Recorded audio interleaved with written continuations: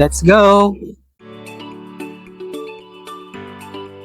At ngayon guys ay pupunta kami sa Santa Clara para mag-road trip kasi day off naman natin ngayon at meron kaming pupuntahan doon na kainan na aming sasadyain para kumain kami ng lomi kasi namin sa yung mag-lomi. Dati namin pinupuntahan yun na restaurant doon at masarap yung mga pagkain nila doon. Ang dati kasi namin in-order doon is yung mga pansit kabagan nila. Ngayon naman i-try namin mag-lomi. Tara! Okay, let's go.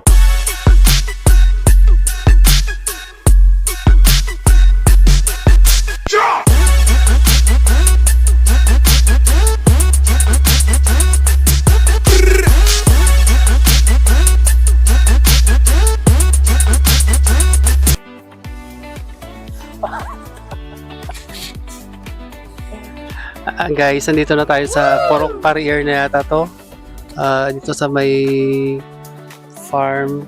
At dito mula dito ay makikita na yung yung resort na pinuntahan natin, no, yung ano pangalan noon? Maalala mo? Yung Gabriel's Resort, yun banda. Tapos dun banda naman yung 'di ba, yung anong resort yung isa yung pinuntahan din natin? Mount Olives. Dun banda yon. Ito tanaw na eh. At ayun guys, ang ganda ng paligid dito. Tabi natin pala yung yung ilog, kaya lang kukunti na yung tubig niya. Meron na pala yung dito, yung pagtawag diyan, flood control nila. Yung dike. Nagpahinga lang kami saglit dito guys kasi pumunta na kami sa barrio at hanapin yung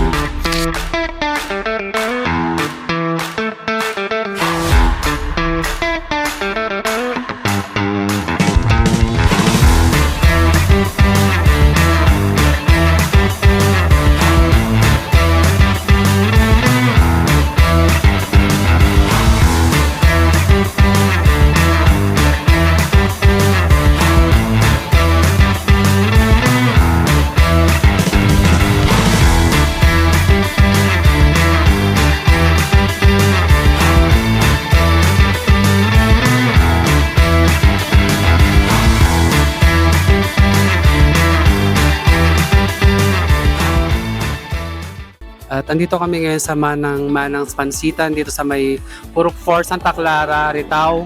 Malapit lang ito sa may daan papuntang Anayo at ito na yung lista ng kanilang menu. At ang orderin namin ngayon ay itong Lomi Beef Overload. Masarap yung beef overload dyan eh. Lahat ng magitin mo, masarap yan. Ito, Lomi Beef Overload. 125. Oo, yan. Overload yan. Wala tong videographer ko guys.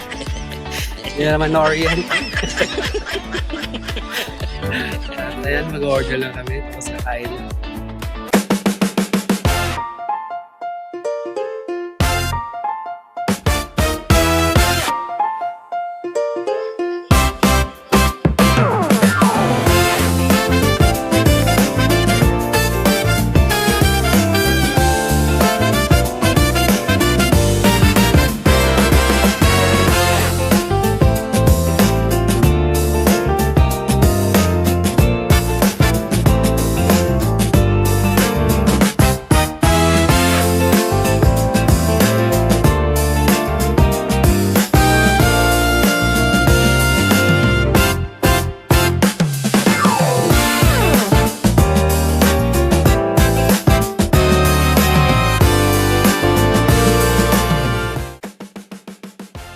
At yung Lomi Overload nila dito guys is merong kikiam, may itlog, merong chunks ng beef at tingnan nyo naman yung mga chunks ng beef, ang lalaki, di ba?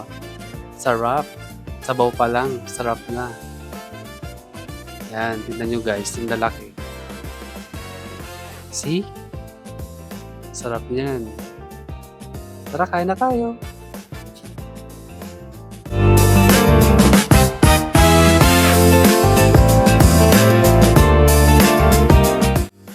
Ang masasabi ko lang ay worth the price at masarap.